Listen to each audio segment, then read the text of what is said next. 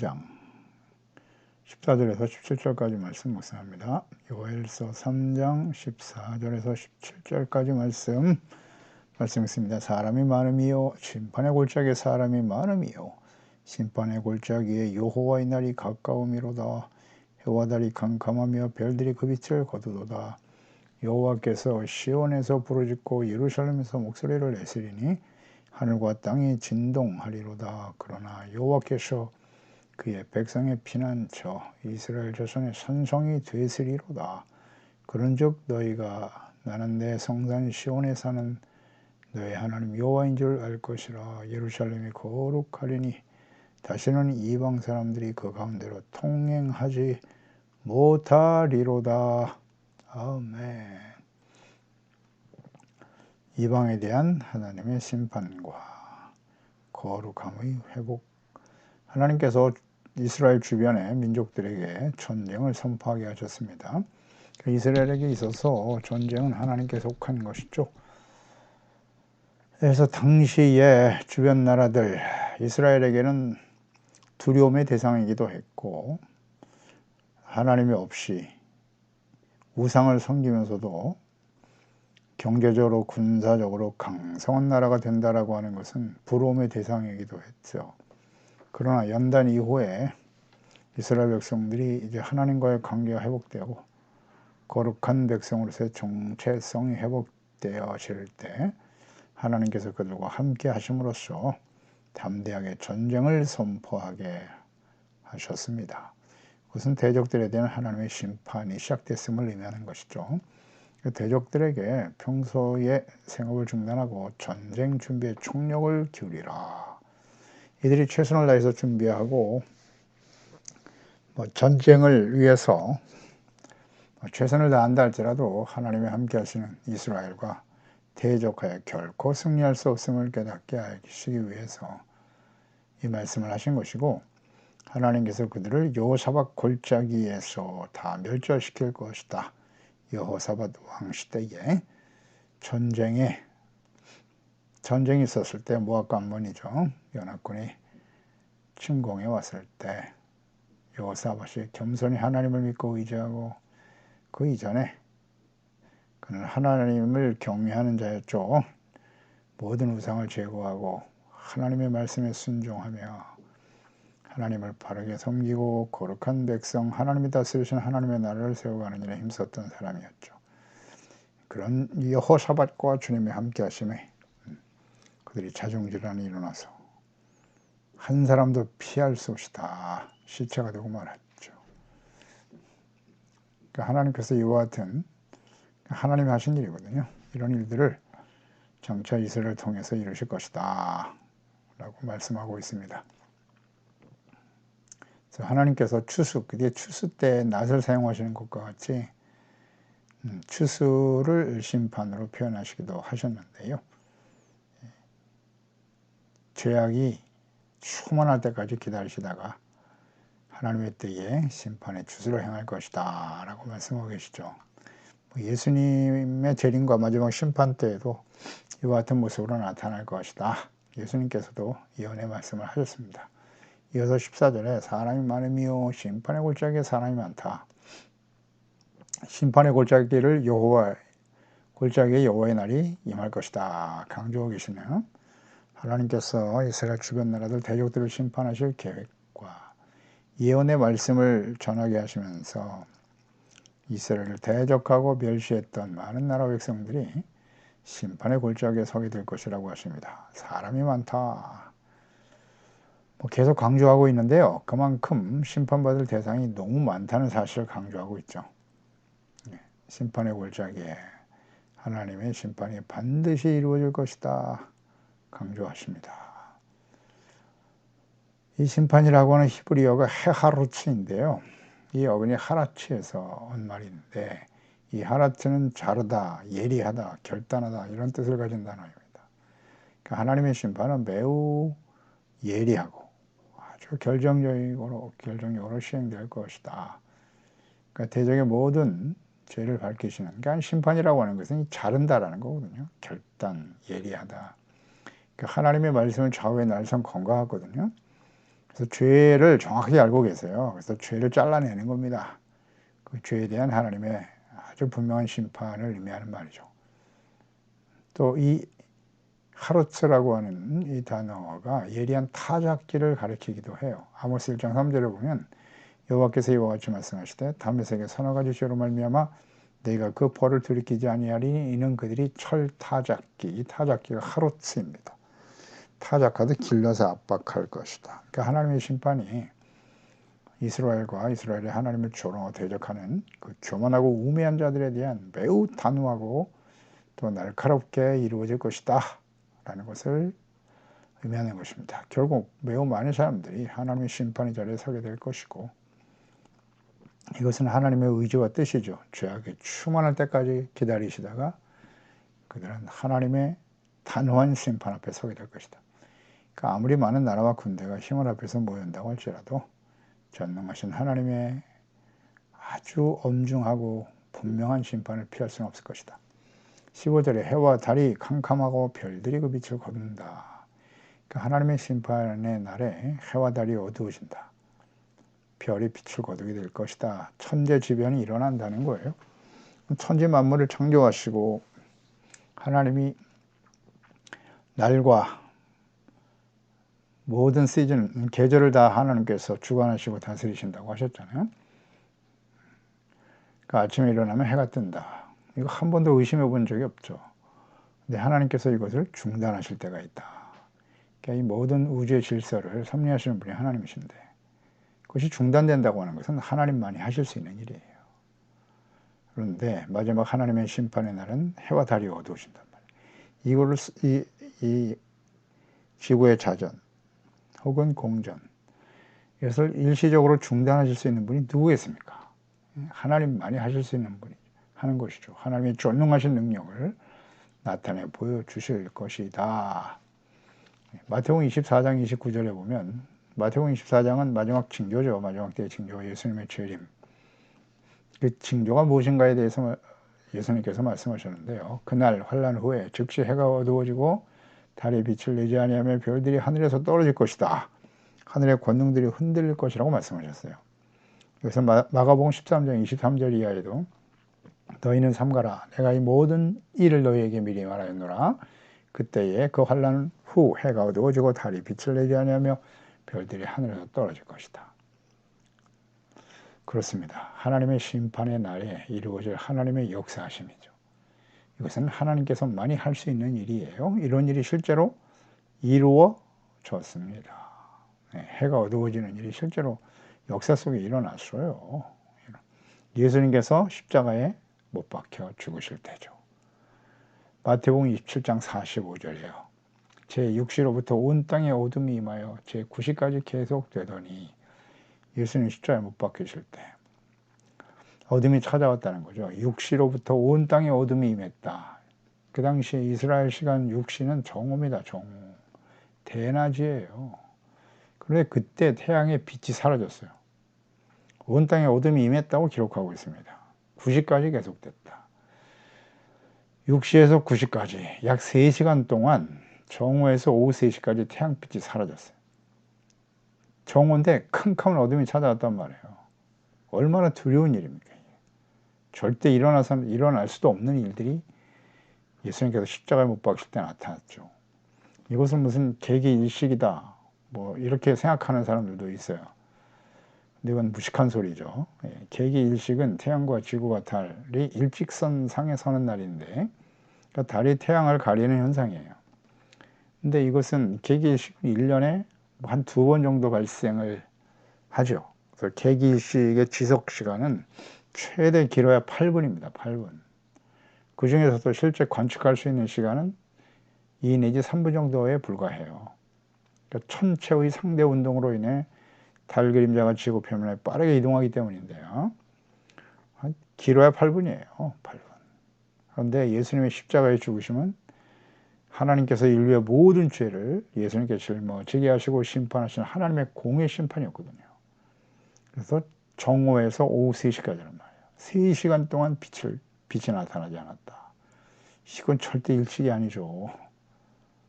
그래서 해가 빛을 잃고 어둡게 되었다. 정확하게 이 역사 속에 일어난 사실이거든요. 사실을 기록한 거예요, 사실을. 이것은 하나님의 심판으로 봐야죠. 십자가에 예수님께서 인류의 모든 죄를 짊어지시고 공의로 심판을 당하신 거예요. 죽으시고 부활하심으로써 죄로 인한 사망에서 영원한 생명, 용서와 생명과 의로움을 얻게 하시는 거죠. 근데 이것이 예수님 때 일어났고요. 마지막 심판 때도 이와 같은 현상들이 일어날 것이라고 요한계시록 8장이죠. 12절. 넷째 천사가 나팔을 부니 해 3분의 1과 달 3분의 1과 별의 3분의 1이 타격을 받아서 그 3분의 1이 어두워지니 낮 3분의 1은 비춤이 없고 밤도 그러하더라. 이런 일들이 벌어질 것이다. 말씀하고 있죠. 물론 북극 지방 같은 곳에서 이런 뭐 백야 현상이라든지 이런 현상들이 있을 수 있어요. 그것은 뭐 지금도 우리가 지구의 특성상 북극 지방에만 특별히 나타나는 현상이기도 한데 이것은 온 지구 전체에 일어날 일이거든요. 마지막 시대에 이러한 해와 달, 지구의 자전, 공전 이것을 하나님께서 흩어놓으시겠다는 거예요. 하나님만이 하시는 일, 이런 일이 실제로 벌어지면 하나님이 하시는 일이구나. 이건 우연이 아니에요. 하나님 말씀하셨잖아요. 이런 일들이 말세 일어날 거라고. 예수님 당시에 있었고요. 그 이전에도 있었죠. 이집트를 심판하실 때, 이스라엘 백성들을 구원하기 위해서 이집트를 심판하실 때도요. 그때는 뭐 3일 동안 해가 뜨지 않았어요. 두려운 일이죠. 이런 일들이 얼마든지 일어날 수 있는 거예요. 네, 당시에 지금도 그렇습니다만 태양이 신이죠. 태양이 신입니다. 그런데 그 빛을 가려버렸어요. 하나님이. 미리 선포하셨죠. 그렇게 될 거라고. 근데 실제로 이루어졌죠. 그러니까 항복하고 이스라엘 백성들을 내보낸 겁니다. 하나님이 미리 말씀하시고 그대로 행하시고 자신들이 태양을 신으로 섬겼는데 여호와 하나님께 이스라엘의 하나님 여호와가 빛을 어디 가리울 것이다. 이게 실제로 일어나니까 두렵지 않겠습니까? 두려운 일이죠. 그러니까 항복하고 내보내죠. 그렇지 않으면 바로 왕이 마음이 완악하면요 이스라엘 백성들 다 죽일 수도 있어요. 근데 워낙 두려운 일이 벌어지니까 항복하고 보내는 겁니다. 뭐 하나님만이 하실 수 있는 일들이죠. 이런 일들이 장차 지구상에 일어나게 될 것이다. 요한계시록이죠. 실제로 일어날 거예요. 이런 걸 지구상에서 경험하면 그건 비극이죠. 그 이전에 예수 그리스도를 믿고 의롭다함을 얻고 깨어 준비하는 하나님의 자녀들은 이 땅에 있을 리가 없죠. 올라가는 겁니다. 데려가셔야지 당연히. 하나님은 의인과 악인을 함께 심판하실 수가 없어요. 이게 하나님의 속성입니다.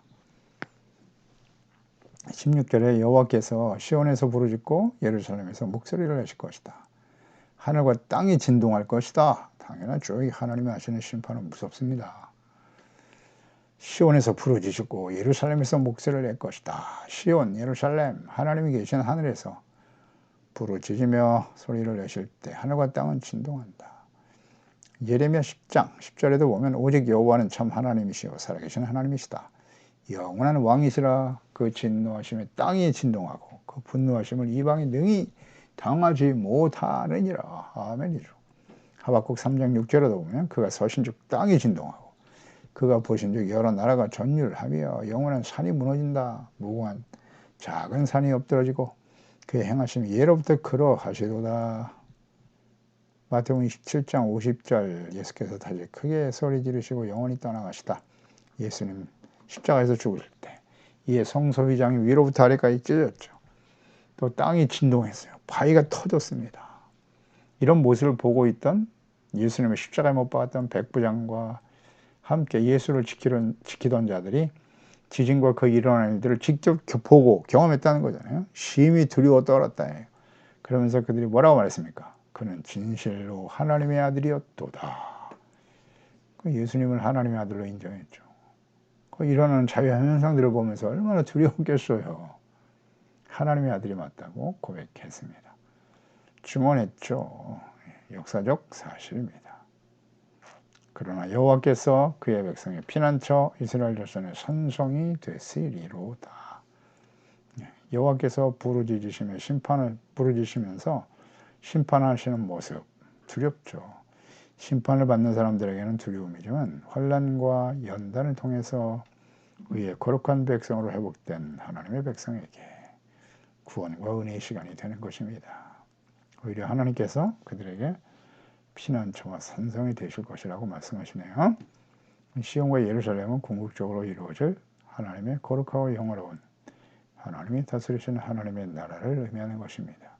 그러니까 예수 그리스도의 재림과 마지막 심판 때에도 심판의 대상에게는 두려운 징벌의 날이 되겠지만, 심판의 날이 되겠지만은 예수 그리스도의 십자가 대속의 은혜를 믿고 의롭다함을 얻으며 하나님의 말씀과 기도로 성령님의 인도하심을 따라 성령의 열매를 맺고 근신하고 깨어 경건한 하나님의 자녀들, 알곡들이죠. 그들에게는 구원과 기쁨과 평강이 이루어지게 될 것입니다.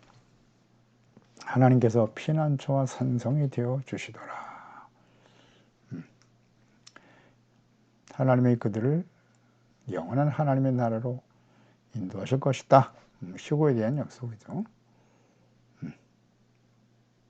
그래서 예수님, 공중에 주님 나타나시면 공중에서 공중으로 끌어올려 예수님을 영접하고 영원히 거하게 될 것이다. 영원한 하나님의 나라로 옮기시는 겁니다. 하나님의 나라로 우리를 옮기시기 위해서 마지막 엑소더스죠. 이것을 위해서 예수님이 이 땅에 재림하시는 겁니다. 첫 번째 재림하신 예수님, 죄와 사망에서 영원한 하나님의 나라로 인도하시기 위해서 예수님을 이 땅에 보내셨고 십자가에 죽으시고 부활하게 하신 것이고, 예수님이 재림하심으로써 살아있는 자들을 다 이끌고 하나님의 나라로 데려가시는 겁니다. 마지막 엑소더스죠. 그대로 이루어질 거예요. 하나님의 사람 다윗의 고백과 찬양을 볼까요? 시편 18편 2절. 여호와는 나의 반석이시오 나의 요새이시오 나를 건지시는 이시오 나의 하나님이시오 내가 그 안에 피할 나의 바위시오 나의 방패시오 나의 구원의 뿌리시오 나의 산성이시로다. 분명한 고백이죠. 하나님은 산성이고 구원의 뿌리 되시고 내가 찬송받을 여호와께 하리니 내 원수들에게서 구원을 얻을 것이다. 하나님이 구원하신다. 시편 61편 3절에도 주는 나의 피난처시고 원수를 펴는 견고한 망대라 고백하고 있고요. 62편 7절 나의 구원과 영광이 하나님께 있으며 내 힘의 반석과 피난처도 하나님께 있도다. 아멘이죠. 이렇게 하나님께서 피난처와 나의 구원의 능력이 되신다. 산성이 되신다. 이것을 믿었기 때문에 그는 겸손할 수 있었고 마지막까지 믿음을 지키며 거룩한 하나님의 자녀로 살아갈 수 있었던 겁니다. 하나님이 다스리신 하나님의 나라를 세워가게 된 것이지요. 그래서 다윗을 하나님이 가장 마음에 합한 자로 인정하신 겁니다. 17절에 그런즉 너희가 나는 내 성산 시온에 사는 너희 하나님 여호와인 줄을 알게 될 것이다. 예루살렘이 거룩하리니. 그렇습니다. 예루살렘이 거룩하게 될 것이다. 하나님을 알게 된다. 하나님이 이걸 늘 강조하시죠. 하나님이 이와 같은 일들을 미리 말씀하세요. 그리고 그 말씀이 성취될 때 이로써 이 모든 일이 하나님이 하신 일임을 알게 될 것이다. 하나님이 하신 일이다. 첫째는 누가 하나님 알기를 원해요? 하나님의 자녀 백성들이요. 교훈을 얻으라고 하시는 거죠. 지금 요엘 선지자를 통해서 미리 말씀을 하고 계신단 말이에요. 요엘 선지자를 통해서 요아스 왕 시대에 하나님을 알라고 이사야 선지자보다 먼저 사역을 감당했던 사람 요엘. 이 시대에 벌써 하나님이 말씀하셨잖아요. 선지자를 통해서 했던 말씀들이 어떻게 역사 속에 성취되어질 것인가를 보고 그때 비로소 이분이 우리 하나님이시구나. 하나님 백성들이 알기를 원하는 거예요. 너희가 그러죠. 그런즉 너희가 나는 내 성산 시온에 사는 너의 하나님 여호와인 줄을 알 것이다. 너희 하나님의 백성들이 하나님인 것을 알기를 간절히 원하시는 거예요. 그래서 이 모든 말씀을 기록하신 겁니다. 너희를 위해서. 하나님이 택한 언약의 백성들, 예수 그리스도를 믿고 구원받은 하나님의 자녀들을 위해서 우리는 이 모든 예언의 말씀들이 역사 속에 성취된 것을 알죠? 아십니까? 그러면 그 모든 일을 행하신 분이 누구시라고요? 하나님이심을 알게 되는 거죠. 성경을 보고 역사를 보면 하나님을 알게 되는 거예요. 단순한 진리인데 예루살렘이 거룩하게 될 것이다. 하나님이 간절히 원하시는 바이죠. 다시는 이방 사람들이 그 가운데 통행하지 못할 것이다. 내 성산, 내 시온에 사는 너희 하나님 여호와. 하나님 어디 계시다고요? 성산에. 내 성산이라고 하시잖아요. 내 시온. 그러니까 예루살렘, 이스라엘은 하나님의 소유된 백성이에요. 내 성산이라고, 내 거룩한 땅이라고 하시지 않습니까? 그곳은 하나님이 계신 곳이에요. 예루살렘 성전, 그곳에 임하여 계시더라. 그래서 이스라엘은 영원한 하나님의 나라인 것입니다. 역사 속에 사라지기도 했지만 로마에서 멸망당한 이스라엘, 그러나 그곳은 하나님의 성산이기 때문에 1948년에 독립이 되는 거예요. 하나님의 땅이니까요. 그 말씀이 그대로 이루어지지 않습니까? 마지막 기회를 주고 계신 거죠. 이스라엘. 지금 마지막 알리아 운동이 일어나고 있죠. 전 세계에 흩어진 유대인들이 예루살렘으로 모여들고 있습니다. 이스라엘. 하나님이 마지막 기회를 주시는 것인데 그 기회가 무슨 기회입니까? 잃어버렸던 나라를 회복하고 우리가 경제, 군사적으로 강력한 나라가 될 것이다. 또다시 예수님을 십자가에 못 박아 버렸던 혹은 그 이전에 이스라엘 백성들과 같은 모습으로 옛날의 영화를 회복하라. 다윗과 같은 또다시 그런 세속적인 나라의 왕을 기다리고 있다면 그들은 더 이상 존재할 가치가 없게 되는 거죠. 마지막 심판이 쏟아지는 겁니다. 오직 그리스도, 왕은 하나님이 보내신 아들 예수 그리스도이십니다. 그 예수 그리스도를 영접하고 예수님을 인정해야죠. 계속 우리가 말씀을 통해서 확인한 바입니다만 이스라엘이, 지금 이 시대를 살아가는 이스라엘이 예수님을 그리스도로 이스라엘의 왕으로 인정하기는 어려울 것처럼 보입니다. 인정하지 않을 거예요. 적그리스도가 그들 가운데서 과거에 그랬듯이 말입니다. 예수님을 십자가에 못 박은 것처럼 또다시 적그리스도가 유대인들 중에서 나올 가능성도 있다. 개별적으로 구원받은 사람들도 있겠습니다만 이스라엘이 그리스도를 인정하기는 쉽지 않습니다. 과거에도 그랬고 하나님을 버렸잖아요. 역사 속에서. 계속 그 역사가 반복되는 겁니다. 마지막 기회를 주고 계시는 거죠. 마지막 기회입니다. 이 복음이 이제 땅끝까지 이방인들에 전파되고 충만한 수가 돌아오게 되면 예루살렘 회복된 이제 우리 세대지 않습니까? 1948년, 70년 좀 넘었는데 마지막 기회를 주고 계신 거죠. 마지막 기회를 주고 계시는 겁니다. 돌아올 수 있을까? 그래서 이 시대를 잘 분별해야 돼요. 그러나 분명한 것은 내 성산 내 시온에 하나님이 여호와가 그곳에 계신다. 지금 잘 생각해 보세요. 지금 예루살렘 성전에는 무슬림들이 세운